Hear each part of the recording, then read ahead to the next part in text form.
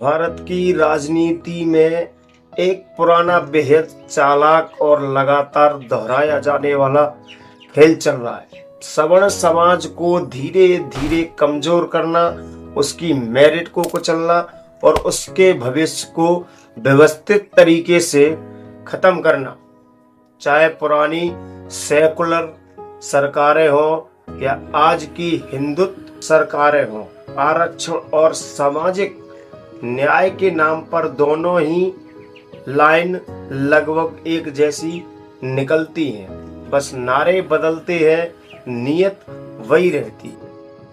सबका साथ सबका विकास कहते हुए भी वोट बैंक की राजनीति में आकर वही पुरानी राह पकड़ ली जाती है। सवर्ण समाज ने सदियों से इस देश की रीढ़ बनाई है। प्राचीन काल में आर्यभट्ट ने शून्य और खगोल शास्त्र की क्रांति लाई। सुश्रुत ने आधुनिक शल्य चिकित्सा की नींव रखी।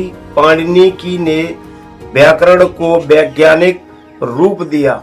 इन योगदानों ने भारत को विश्व गुरु बनाया है। आधुनिक काल में सवर्ण समाज ने ब्रिटिश साम्राज्यवाद के खिलाफ सबसे आगे बढ़कर खून पसीना बहाया। बाल गंगाधर तिलक ने स्वराज्य मेरा जन्म सिद्ध अधिकार का नारा दिया। गोपाल कृष्ण गोखले ने उदारवादी राष्ट्रवाद की मजबूत नींव रखी। वीर सावरकर ने क्रांतिकारी विचारधारा को आकार दिया। चंद्रशेखर आजाद, मंगल पांडे, रानी लक्ष्मीबाई, बाघा जतिन जैसे नायकों ने बलिदान दिया।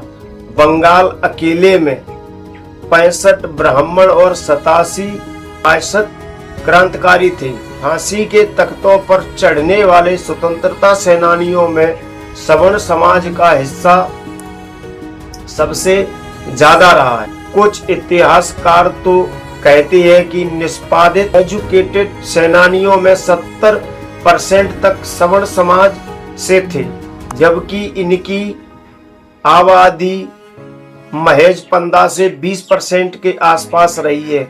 आजादी के बाद भी यही समाज राष्ट्र निर्माण का इंजन बना रहा। IIT, IAS की नींव रखी। CB Raman, SN Bose, Meghnad Saha, PC रे, जगदीश चंद्र बोस जैसे वैज्ञानिकों ने दुनिया को भारतीय प्रतिभा दिखाई। प्रशासन, नगरपालिका, अर्थव्यवस्था, शिक्षा और संस्थाओं को मजबूत बनाने में सवर्ण समाज का योगदान निर्णायक रहा है। ये समाज ज्ञान, मेहनत और मेरिट पर आगे बढ़ा, ना कि किसी आरक्षण या लाइसेंस पर। फिर भी आजादी के बाद से लगातार इसी समाज को सजा दी जा रही है, वो भी सामाजिक न्याय के नाम पर। मंडल आयोग आया, OBC आरक्षण बढ़ा, पदोन्नति में आरक्षण आया, निजी क्षेत्र तक हाथ बढ़ाया गया, सब वोट बैंक सेवा के लिए। 2019 में EWS आरक्षण देकर सरकार ने थोड़ी राहत दी, जैसे कोई बड़ा एहसान कर रही हो। लेकिन UGC का नया काला कानून लाकर फिर वही पुरानी कहानी दोहरा दी जाती है। इस कानून में जातिगत भेदभाव की परिभाषा बड़ी मजेदार तरीके से बनाई गई। सिर्फ SC, ST और OBC के खिलाफ सवर्ण समाज के छात्रों पर हो रहे अत्याचार, झूठी शिकायतें, मानसिक प्रताड़ना, उसका कोई जिक्र तक नहीं।